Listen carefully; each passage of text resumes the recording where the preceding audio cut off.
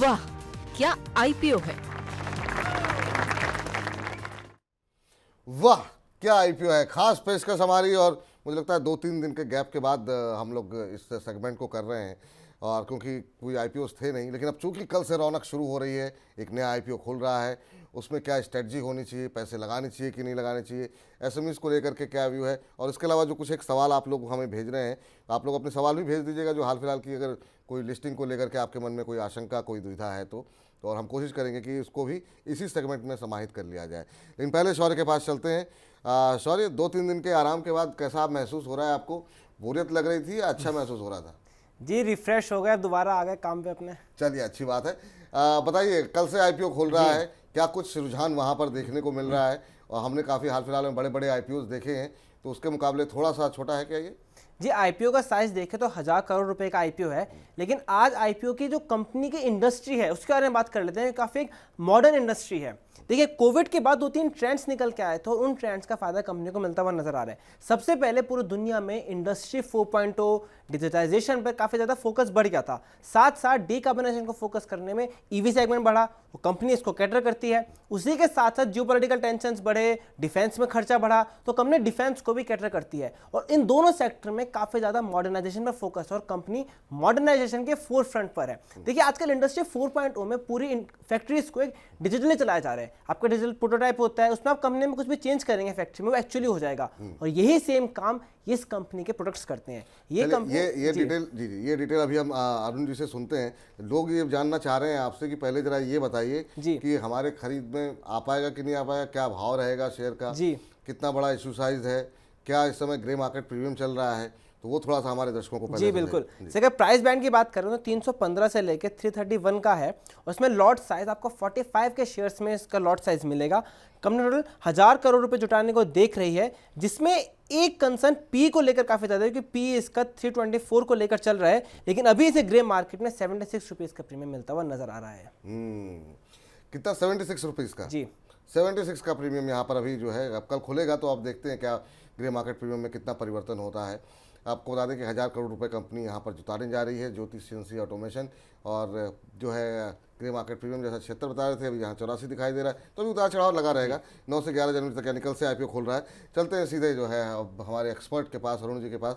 Arun sir, काफ़ी कुछ बताया इंडस्ट्री किस क्षेत्र में काम कर रही है कंपनी शौर्य ने। आप कैसे देख रहे हैं सर इस क्षेत्र को, और ओवरऑल इस आईपीओ पे आपकी निगाह है क्या? विपुल जी, 3-4 चीज निवेशक को इस कंपनी के बारे में जानकारी होनी चाहिए। पहली, ये मशीन बनाती है, सीएनसी मशीन। इसकी फैक्ट्री राजकोट में है, और एक छोटी असेंबली यूनिट इसके पास फ्रांस में भी है, जो इसने एक्वायर की थी टेक्नोलॉजी के पर्पस के हिसाब से।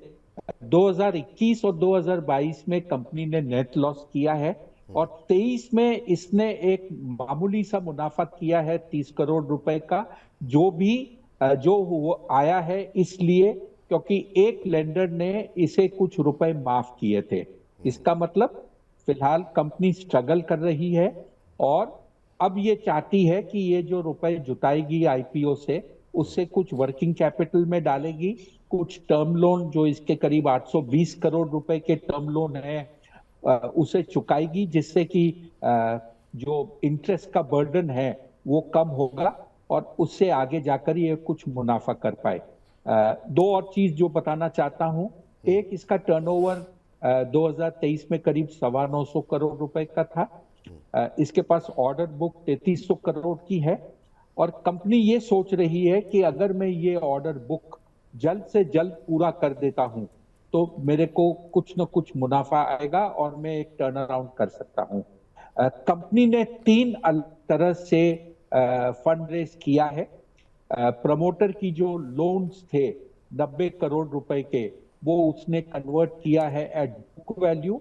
बुक वैल्यू में कन्वर्ट करने से 90 करोड़ की जो लोन थी वो 990 करोड़ रुपए की मार्केट वैल्यू हो गई। उसने एक प्रेफरेंशियल ऑफर किया 196 रुपए में, जो 331 के प्राइस बैंड हो जाती है। ये उसने कन्वर्ट किया अगस्त 22 में, और अब होने वाले शेयर होल्डर से ये पैसा मांग रहा है 315-331। तो एक तरफ से आप कह सकते हो कि जो इसने प्राइसिंग करी है काफी स्टीप रखी है और टेबल के ऊपर में बहुत कुछ छोड़ा नहीं है। अगर आप इसका कंपैरिजन देखो, पी रेशो 320 के आसपास है। प्राइस टू बुक एक और तरीका होता है शेयर देखने का, तो उसमें 60 के ऊपर प्राइस टू बुक है। पिछले 12 महीने में जो आईपीओज आए हैं उनमें से ये सबसे ज्यादा महंगा प्राइस टू बुक या पी रेशो के हिसाब से होगा। लेकिन कंपनी के पास में एक ट्रैक रिकॉर्ड है 20 साल से ज्यादा, मशीनरी बनाती है। अगर ऑर्डर बुक को वो कन्वर्ट करके जल्द से जल्द डिलीवर कर सकता है तो ये एक जरिया रहेगा उसको टर्न अराउंड करने का। क्या ये कंपनी कर पाएगी या नहीं, ये वक्त ही बताएगा। वक्त ही बताएगा सर, लेकिन जो है थोड़ा सा आपने कंफ्यूज कर दिया, क्योंकि एक तरफ जो है भविष्य को लेकर के आपने सवाल उठा दिए हैं और दूसरा मौजूदा भाव पे आप कह रहे हैं कि ये से जो थोड़ा महंगा लग रहा है। अब ये बताइए सर कि करना हो अगर किसी व्यक्ति को, क्योंकि सामान्य तौर पर जो रिटेल निवेशक होता है वो कान लगा के यही सुनता है कि आखिर में हमें पैसे लगाने हैं या नहीं लगाने हैं। बहुत लोग कितना महंगा है कितना सस्ता है नहीं समझ पाते हैं, क्या बुक वैल्यू है क्या बाकी चीज़ें हैं, वो आप जैसे एक्सपर्ट की राय पर ही जो है आगे रणनीति बनाता है। तो यहाँ पर अभी अगर पैसे लगाने हो, क्योंकि अभी हाल फिलहाल में कोई आईपीओ नहीं खुला है, तो क्या लगाने का रिस्क लेना चाहिए या बिल्कुल अवॉइड करना चाहिए? लगा दिए तो क्या लिस्टिंग गेन पे अभी चूँकि 83-84 रुपये प्रीमियम दिखा रहा है तो क्या प्रीमियम मिलेगा वो लेके निकल जाए, या फिर लॉन्ग टर्म पे आपकी राय क्या होनी चाहिए अभी की इस शेयर पे, इस आईपीओ पे क्या राय बनाए? देखिए विपुल जी, दो चीज तय है। लिस्टिंग गेन जैसे अपन ने जो दिसंबर के जो लास्ट वीक थे आईपीओज आए उनमें जो लिस्टिंग प्रीमियम जो चल रहा था, आईपीओ जब मौजूद था या खुला हुआ था और जो लिस्टिंग गेन लिस्टिंग पे देखा गया उसमें काफी उतार चढ़ाव और बदलाव देखा गया। काफी मार्केट प्रीमियम गायब हो गए। इसका भी अगर आप देखें तो मार्केट प्रीमियम 150 रुपए के आसपास था और अब करीब 85 रुपए पे है। तो अगर आप सिर्फ लिस्टिंग के हिसाब से ही अप्लाई करना चाहते हैं तो ये तय कर लीजिए कि आप ओपनिंग प्राइस शेयर को बेचकर निकल जाएंगे। अगर आप मीडियम टू लॉन्ग टर्म के निवेशक हो हो सकता है आपके लिए बेहतर अपॉर्चुनिटी शेयर के लिस्ट हो जाने के बाद 5-7-10 दिन के ट्रेडिंग के बाद आप तय कर सकते हो कि ये शेयर में क्या करना है। बड़ी इशू है, 7,700 करोड़ की मार्केट कैप पे इशू आ रही है। कंपनी की जो बैलेंस शीट है स्ट्रेच्ड है, जैसे मैंने कहा शेयर एक्सपेंसिव है। तो ऐसा नहीं है कि एक तरफा शेयर भाग जाएगा और आपको निवेश करने का मौका नहीं देगा, क्योंकि अकेला आया है।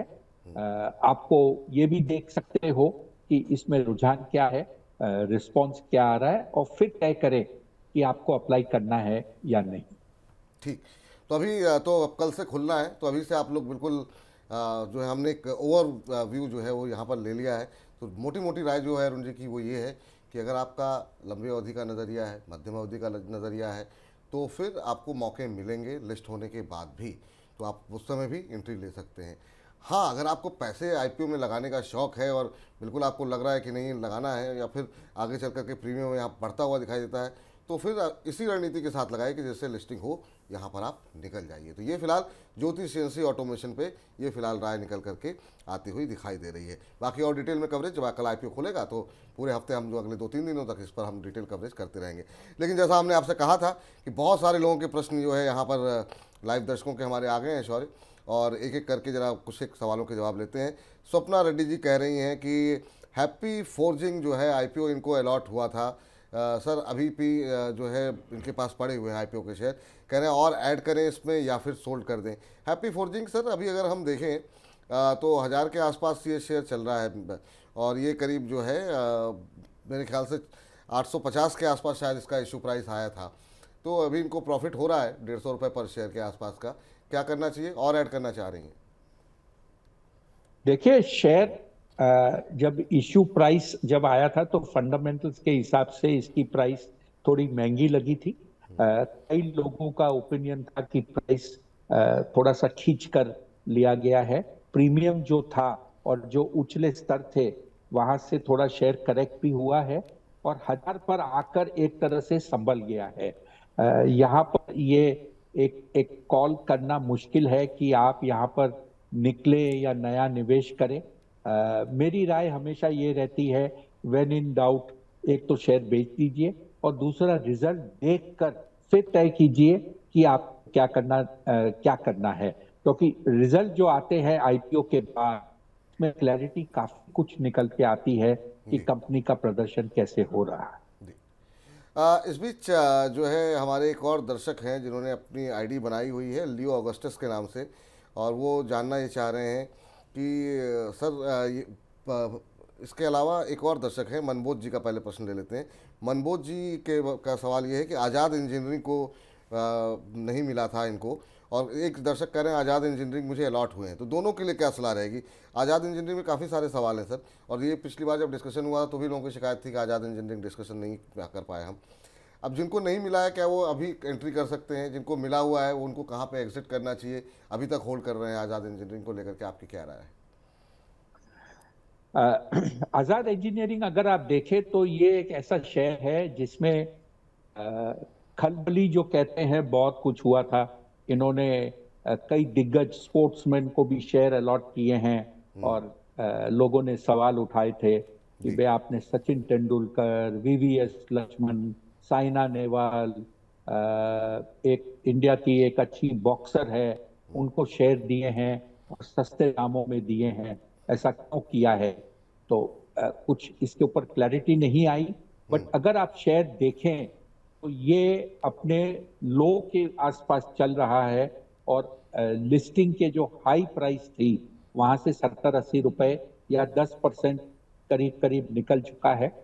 कंपनी ने बहुत कुछ आगे का भविष्य की बात की है कि मैं इतना बड़ा शेड बना रहा हूं, लेकिन मुझे याद आता है शायद शौर्य ने भी एक सवाल पूछा था कि क्या आपका जो प्रोडक्शन है वो 6 गुना 7 गुना हो जाएगा जो आप इतना बड़ा शेड लगा रहे हैं? कंपनी ने ये जवाब दिया था कि शेड बना रहा है, इतना बड़ा प्रोडक्शन नहीं बढ़ेगा। तो काफी कुछ इसमें जो कहते हैं ग्रे एरियाज है। सेक्टर अच्छा है, डिफेंस, एरोस्पेस, और जैसे आप जानते हैं कि इंडिया की कई कंपनियां हैं जो अब डिफेंस और एरोस्पेस में भारत में और अंतरराष्ट्रीय बाजार में दोनों में पार्टिसिपेट कर रहे हैं। तो लंबे रेस का घोड़ा है, बट जब तक कुछ समय नहीं बीतता तब तक पता नहीं चलेगा कि कंपनी एक्चुअली क्या कर रही है। ठीक। एक और सर, एक तो मुफ्ती पर सवाल है स्मार्ट गोला जी का कि मुफ्ती पर इस समय क्या करना चाहिए, और जो है एक सवाल आया है मोशन ज्वेलर्स को लेकर के, और वो मोशन ज्वेलर्स पे कह रहे हैं कि शेयर की लिस्टिंग ख़राब हुई थी और मैं जो है लोअर लगातार 3-4 दिन लोअर सर्किट लगा, मैंने अपना शेयर बेच दिया लोअर सर्किट को देखते हुए, अब ये शेयर रुक नहीं रहा है, लगातार अपर सर्किट पे जा रहा है। तो सर वैसे तो आपको बताए ही थे कि मतलब इस तरह के शेयरों से थोड़ा सा दूर रहना चाहिए, लेकिन अरुण जी की राय ले लेते हैं सर। मोशन ज्वेलर्स और मुफ्ती दोनों पे एक एक टिप्पणी हो जाए। मेरे ख्याल से सर आप मोती सन्स की बात कर रहे हैं। हाँ, मोती सन्स, हाँ।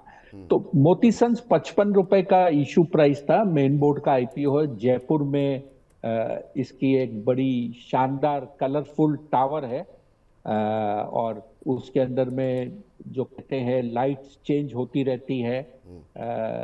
कंपनी के सवाल कई थे बिजनेस मॉडल को लेकर, ट्रेडिंग वॉल्यूम ज्यादा है, रिटेल कम है, वगैरह वगैरह।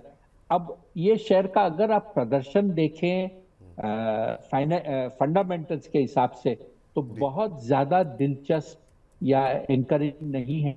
शेयर का प्रदर्शन आप देखें तो 55 रुपए का शेयर 130 रुपए के आसपास पहुंच गया है, तो अच्छा ही मानना चाहिए। 10 कारोबारी दिन अभी तक हुए नहीं है जी। लेकिन साइज इतनी छोटी होने के कारण आई एम नॉट, जिसे कहते हैं, मैं इससे बहुत संतुष्ट नहीं हूं और इसमें निवेश करने की सलाह नहीं दे सकता जब तक इसके प्रदर्शन में इंप्रूवमेंट नहीं आता। मैं प्राइस प्रदर्शन की बात नहीं कर रहा हूं, मैं फंडामेंटल प्रदर्शन जो नतीजे आते हैं कंपनी की उसकी बात कर रहा हूं जी। और दूसरी सर, मुफ्ती के ऊपर भी कोई टिप्पणी करना चाहेंगे?